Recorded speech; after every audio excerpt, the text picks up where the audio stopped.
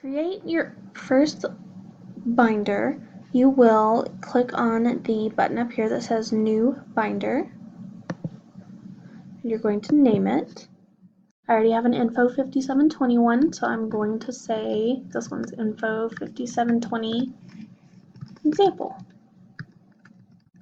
You're required to include a description, so I'm going to say here that it is Example for Tutorial. You can add different tags, education, library, UNT maybe. Excuse me there. For the category, you can change that to whatever you want it to, of course. I'm going to pick education because that's what this falls under. Then you have a couple of options down here. If you want it to be public to where anybody can find it, you'll just click the public button. Nothing else is required. If you want to restrict the access, which can be good if you're using it in a classroom, you're going to make it private and then have an access key that can be any word or password basically that you want to give to any student. So for me, I'm gonna just say it would be info, would be what I might pick there. But for now, we'll just create a public one. Create new binder. Okay, when you first create your binder, you're basically given a blank slate. You have different tabs, tab 1, tab 2, and tab 3, that you can enter whatever you want. First, it tells you to enter a URL, but if I were setting up a binder for class or classes in the library to look at, I probably wouldn't start with a URL. So what you can do is you can come up to the top and click Content, and you can start to change and add different things. So for tab 1, I might say this is my introduction, or start here is another thing I would use there. So I can update the name of my tab, and I can include a bunch of different things here.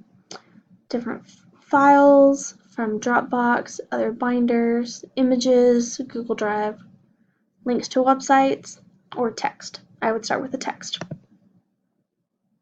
Then it allows you to choose your layout. If you want to include pictures or small videos or things like that, or just have a title page, you can do any of those things. I'm going to choose a 1-column text to begin with,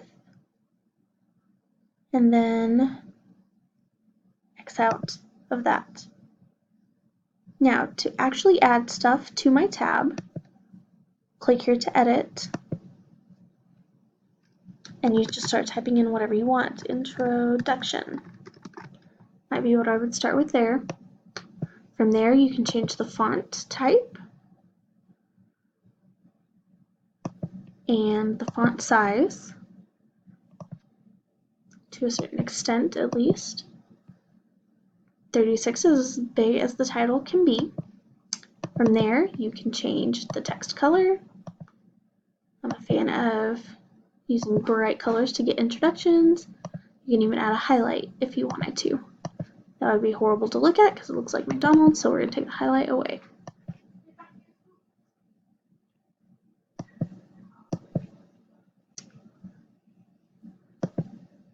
You can also format and add a table.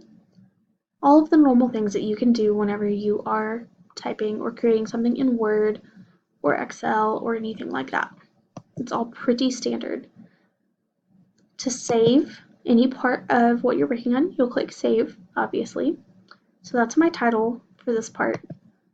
Then I'm going to have a body to enter my paragraph or my information there. So for this lesson, let's say this is our lesson on, I don't know, Padlet information, which was about verifying sources on the internet. Creating this for students, I would probably actually go into a little more detail, make things look a little bit better. I could save from there, or if I want to add a little bit more to it, I might include a picture. You have to find the source. That doesn't quite work, right?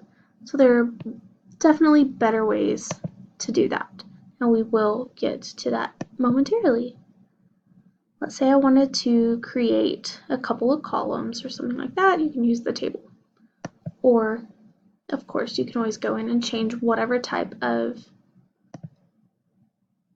information or block that you have here. So that's how to set up a basic tab. In the next video, we are going to look at how to do a sub-tab and how to insert things that are a little more complex. So come on back.